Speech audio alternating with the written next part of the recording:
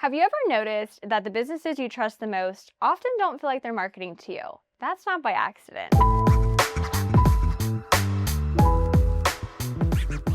Hey everyone, welcome back to SchlickArtTV. If you haven't met me yet, my name is Brittany and I'm the Studio Operations and Business Development here at SchlickArt. Today I am sitting with a good friend, but also the Vice President of Operations at Dynamic In-Home Care, Dillon Lutza. Hi there. Thanks for having me. Dillon, thank you so much for joining us. I am so excited that you get to be here, you get to be part of this, and this is your first experience with SchlickArt, which is very cool for us to be able to have you here. Such an honor. Yeah. We're excited. Well, looking back at the last few years, I've gotten to know you and your family and the generosity that I see that you guys do. It was a no-brainer to ask you to be here with us today. And so I'd love for you to share with everyone, what is Dynamic In-Home Care? What do you guys do? And why is this woven part of your life? Yeah, absolutely. So, where do we begin, right? I guess 1987, right? My mom and her late business partner started the business in 1987. Started out as a private duty nursing agency, which we'll get into. Makes things a little bit complicated name-wise, but we'll talk about why that doesn't really matter in a little bit. But so Dynamic Private Duty Nursing provided caregiving. And in 87, nobody else was doing around-the-clock live-in care. So we were kind of like an innovator at the time. For us, that was huge. We only really had a couple of big competitors kind of down the line and kind of still do, and we'll talk about what that looks like too, which is cool. But then kind of natural progression, we opened up the home health piece, which is like more of your nursing, post-hospital. You're going to have your nurse come in, check your wound site, maybe physical therapists come in, occupational therapy, things of that nature. And then throughout the years, we ended up opening up another office, which I know we'll talk about in a little bit too. I don't want to get ahead of myself, but we ultimately ended up opening hospice as well. And that was kind of, controversial topic because our business partner, late business partner, Dr. Nissan Pardo, he passed away during COVID, and he never really wanted to go into hospice. So he was 22 years older than my mom. And I think that kind of made him realize his own mortality. And that was kind of a scary thing.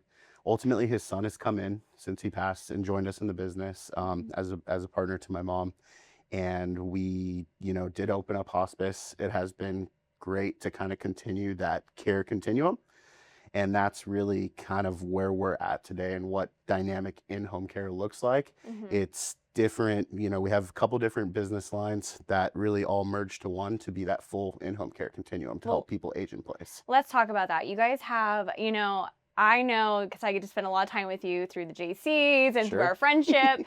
You were always bouncing over to Vegas. And I thought at first that it was because you were always out for a good time. And I'm like, Sammy, his wife, I said, Sammy, why is Dillon always going to Vegas? And then it turns out you guys actually opened up a second location in Vegas. And I think the story behind it's actually really interesting. Awesome. So yeah, in 1994, after the Northridge earthquake, a lot of seniors were moving to Nevada.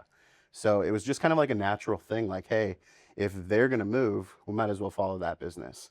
Ultimately, it kind of even plateaued out, but it was an initial knee-jerk reaction, I think, from people. Yeah. And we ended up kind of duplicating the same business lines. So we started out with caregiving there, added home health a few years later, just like we did, modeled exactly like LA.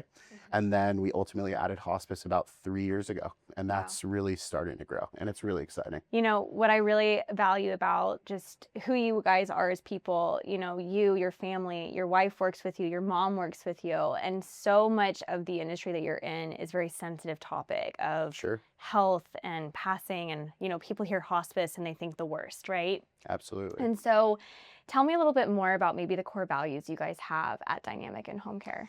Yeah, I think, compassion is number one. I think that's the most important thing that you can be. Yeah. But we're really a resource first. And I think that's the only reason why we've been as successful as we have been. So if you look around like a caregiving agency, you think of like Bright Star, you think of, Comfort Keepers, all the franchises. Right. There's not a lot of privately owned agencies left. So like it's us, Yeah. a company called Assisted, and it was accredited. Barry has since sold his business and retired. So those were kind of our main three I was talking about earlier. But for us, being that resource first, and our colleagues, when I talked about Barry, I talked about Assisted, they were the same thing. We realized there was enough business to go around that we could make the community that much better. How do you help people before you promote your business? Because that's so important, right? At the end of the day, the business will be there. The people are in crisis mode most of the time with our services. If it's home health, it's post-hospitalization, right? Yeah. Or post-surgery, whatever the case may be. If it's caregiving, it's usually because a loved one had a fall, or because we're mostly doing geriatric care. And then hospice, right? It's end-of-life care. So how do you be that resource, even if we can't help somebody today because we're not contracted with an insurance maybe, or their loved one, has a preference with another agency, we'll still help them get that, phone number to get them to the right place. Absolutely. And that's really important for us. Something that's really important to us here at SchlickArt is the ability to say that we lead with integrity and that we lead by example, and that when you come into our studio, you may be coming in for a professional portrait. You may be coming in for a video session. You may be coming in because someone told you to come in, but then when you sit in the seat here, it becomes about you. It becomes about your business. It becomes about what you need to bring forward from this session. Right. It's not about selling portraits that look beautiful. It's about selling portraits or headshots or images that are going to actually move the needle forward for your business, because that's what we like to bring forward for our clients. Absolutely. It's being that resource of someone may not know why they came in through the door, but they know exactly what they're doing when they're leaving. 100%. And that's being that resource. And I've never been here before, and I feel that. So. Well, I'm glad. So much of what we do in our industries are very similar with our core values of how we align with giving back to our community. And I think you have a very significant way that you guys give back. Can you tell us a little bit more about it? Absolutely. And I mean, I can't take all the credit, but no. While you're here. back in the day, actually, because I mean, we're family business, right? Yeah. So my mom and my dad, as well as our business partners we talked about, we're kind of like the founding folks. We started with the LA Memory Walk back in 1993, I believe it was the first iteration of the LA Memory Walk, which has since morphed into the Alzheimer's Walk, which I think people are probably more familiar with now. Yeah. And back in the day, my dad chaired it as well, and then my mom chaired it one year. And then Jeff Friedman, who's our VP of sales, essentially. I mean, we don't call it sales, it's really liaisoning, because it is what we do, community relations. Sure. But our VP of community relations, he actually has chaired the San Fernando Walk for the last 20 years. Wow. Basically consecutively. I think there might have been 1 year in there where he took a year off. Wow. But the Santa Clarita Walk has kind of become kind of a special place in my heart. We're really trying to make a splash. And yeah. I think the last thing I just want to talk about the Alzheimer's Association. With an organization that's national, people think, okay, I raise money in my community and then that money goes where? What's really cool about the Alzheimer's Association, the reason why I've resonated with the organization, is that all the money in Santa Clarita that's raised goes back to research and opportunities in Santa Clarita. So different organizations like UCLA has a guide program which works with the people with dementia. Alzheimer's Association has all these different types of support groups and things of that nature. Those support groups are being funded by the money that we're raising for this walk. That is really it's so cool. important. Just thank you so much for what you guys do with it, because I think, there's always someone who knows someone, if not yourself. Absolutely. That knows of someone who has passed away from dementia or Alzheimer's. 100%. Is struggling with dementia or Alzheimer's, and they just need that place. They just need that hub of places to go to and turn towards. And so just thank you guys so much for all you're doing. Thank you. Really does make a difference. And we're so proud to have it be right here in Santa Clarita. Thank you. Us too. And like I said, Bridgeport Park, it's a pretty great location. And we've got, vendors, we've got the cheerleaders out there, we've got all of, our 100+ teams that come out, and it's just really cool to see the community rally. I love it. Well, thank you so much for sharing about that. Thank you. Yeah. So let's lead that back into your marketing efforts. I mean, you guys are leading with compassion. you guys are resource first, and you guys are part of a huge organization, and you're chairing an event on behalf of what you care so much about.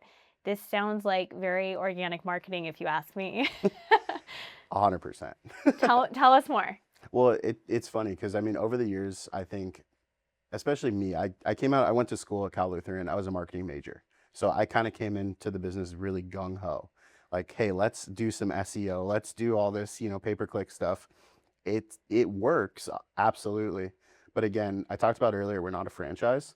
Our business was really built on being that resource first. Who you touch today may not be the person that you're going to help tomorrow, but you might help them down the line. And kind of just that network, that 6 degrees of separation really applies. And the organic marketing aspect is 100% accurate. I mean, that's exactly what it is, because we're in the community, we're out there to help. And it's true, like, it's not lip service. And I think that that's where, you can fudge it only so much as a brand. Yep. But you have to stay true to what your values are, and then it shines through at the end of the day. You took the words right out of my mouth. That's exactly what we do here at SchlickArt. It's all about giving before you receive. And oftentimes when you give with one hand, you typically receive with the next, right? And usually it's twofold. It always feels that way. And it's really interesting that you say that, even with your marketing degree, and we work with business owners that have no marketing experience whatsoever, and they're highly successful at what they do because they're coachable, they're willing, they're trying, they're putting the effort out there. But I think at the end of the day, it comes down to authenticity and integrity. Absolutely. Who are you when you're sitting in this room? Is it the same person that's outside that door? And For sure. I just think that makes a huge difference. And you don't need to have all the skill set of all those different pieces. Absolutely. But if you're willing and coachable to get the resources that are right in front of you, you can make anything happen. Yeah, and I think authenticity is a great word. And like, we talked about, I said compassion other than resource. But like, I mean, I started in the business at 8 years old. I was cleaning toilets and answering phones, right? Like, then I ultimately, summer jobs, helped file, did recruiting kind of through high school and college, kind of on and off, like hiring caregivers and nurses. And then I ultimately went into this like operations role in our Vegas office, and then has since kind of carried over here. I talk to families all the time, and I think that they can tell when something's real and something's not. Yeah. And I could share 100 stories. I mean, the best one is of the people that I can't actually service, but I help them get those resources, and like I said, I can name 10 of them right now, but for the sake of time, I won't. Those are sometimes the most emotionally bound reasons of why you continue to do what you do. Absolutely. It's the people that didn't say yes to you, but you still know you made a difference, and that's enough. 100%. And I'll sit and cry on the phone with the family. It happens a lot. More than I'd like to admit, probably. It's okay. Your secret's safe with us and all of our viewers. Beautiful. So tell me a little, share a story about maybe one of those situations where you were talking with someone and, you're giving your time investment of hearing them out, you're listening, you're empathetic, and they chose to go with you. Have you ever had a situation where someone told you, why they chose you guys, or why you over a competitor maybe? Absolutely. I think in addition to just like, all of the things that we can do, I really like the author Simon Sinek. People don't buy what you do, they buy why you do it. And I think being true to that is really important. Yeah. So for me, like a particular example that I had is I think it's ownership mentality. And we tell all of not just our liaisons, but I mean, my people in my staffing department, people in my intake team, everybody, treat this business like your own, and you're going to be successful. And I think people really buy that. And at the end of the day, like, it's not just a front, it's the truth. Like, we empower our employees to feel like they can make those decisions and be on the forefront of that, because you're going to just be so much better in the long run if you're able to deliver on that message. Absolutely. Working in a family business here too. I mean, Brian and Lindsay, they're married. They've been married for 19 years. They've owned their business for 13 years. That's their name on the door. Absolutely. And for me to come in almost a year ago and to respect and honor that legacy so much of what they've created, but then to also be that branded recognition now of 100%. SchlickArt, and going around, and when I'm meeting someone new, I'll say, oh, I work at SchlickArt, and they go, who? And then I say, Brian and Lindsay Schlick, and they go, oh, I love them. Like, It's an instant, like, it's this instant piece of it. But then I always turn around and I say, but I'd love for you to get to know me too. Right. And it's in that same breath that you're talking about of like that ownership of like, I don't own Schlick Art.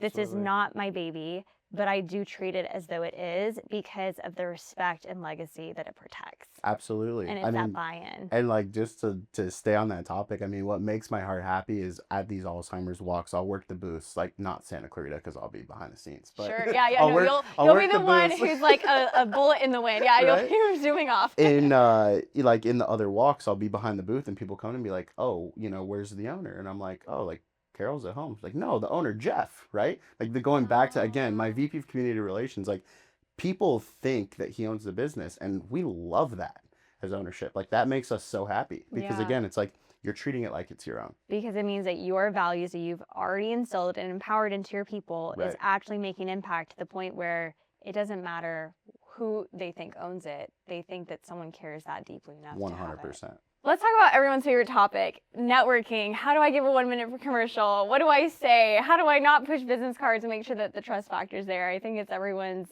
favorite topic sometimes, but does Dynamic also do networking? We do a lot of networking. Awesome. I think networking, you get out of it what you put in, right? So and true. I think that's, it's worked for some of our liaisons. It hasn't worked for others. And I think, again, you talked about 12 point earlier, being everywhere. You got to be everywhere. So it might be that, they might have seen that social media post, but if they see you in person at this networking event and then they see you later at another networking event, you might be able to like kind of own the the space at that point. I think that's our secret weapon. 100%. I think that you nailed it. We nailed it. We are everywhere. And that's honestly one of our favorite compliments to get when we go out in the community is you guys are everywhere. Right. And I think it's the best compliment because then they're just noticing and seeing how much investment that you're putting into it. Absolutely. I mean, one of my liaisons in Vegas, she worked with us before COVID and then kind of changed industry. She came back and she's working with us now. She's like a networking guru. I mean, I thought we were good here and we're in a lot.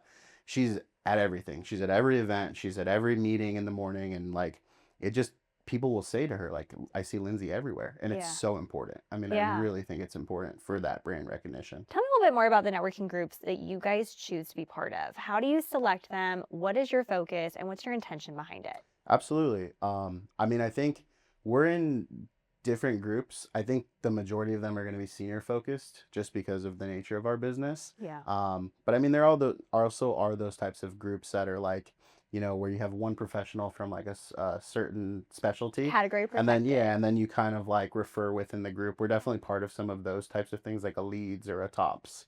But I mean, those senior specific ones are really important to us. Like Santa Clarita has one called SOS that just started recently and it's really growing and I think it's great. In the valley and the city they have MAPS Charities, which isn't necessarily a networking group, but it was a charity and that was started by Jeff who works with us. And actually there's so much networking that happens, whether it be from a meeting or whatever. So it's so important. Again, I mean, I think really the majority are going to be senior focused, but you are going to have a little bit of everything. I love that. And it definitely helps let other people know how to find the right place for their business, for their industry, and to network in a spot that's going to be best for them. I think it's also important if you're in a group and that group necessarily isn't your, best fit, it's okay to leave that group and go into a different networking group. Yep. I think that is probably the most important part of networking is identifying the people that you can align yourself with, because it's not just it's mutually beneficial. It's not just a one-way street. Well, as we tie this up with a bow, Dillon, something that I would love to know, especially with networking in mind, when someone chooses Dynamic, what do you hope that they feel? Yeah, I really hope, because we're a family business and we really want our clientele to feel like they're also family members. I really just hope people feel that they made a trustworthy choice. We're available to them 24/7, 365, but it's the times that we're not on the phone with them that matter the most. And that could be our caregivers in the home, could be our nurses doing their visits, could be our spiritual care person on a hospice, just having a prayer session with a family. You never know. So I just want them to feel like an extended member of our family, excuse me. That's the most important thing. Yeah. Yeah. And that really goes back to your mission and vision of just leading with heart. 100%. I love it. Well, we definitely appreciated having you in. You are a wealth of knowledge, not only in marketing, but truly as being an integral business owner here in our community that we value and definitely trust. Dillon, how do we find you guys? That's a great question. So we have a pretty good website. I made it, so I'm a little bit, not to sound a little, toot my own horn, but it's www.dynamicnursing.com. And it really breaks down kind of what our different lines of business are. We have a really talented person in-house. She went to school with me at Cal Lutheran. She's also my best friend's wife. She designed most of our website, and we wrote the copy and everything together. So, it's really easy to follow, kind of like get an idea of what the overall processes look like, whether it be home care, home health, or hospice. And then also, if you call us, either a 818 number or 800 number, we have somebody who answers the phone 24/7. And that's really important to us. We always have a live receptionist. I think that's really important to a lot of people now. That's amazing. Well, we definitely appreciated you having you on. Thank you for being part of this. Thank you. And thank you for being my first guest at SchlickArtTV. We'll see you guys next time. Thanks for watching, guys. Be sure you follow SchlickArt on Instagram and Facebook.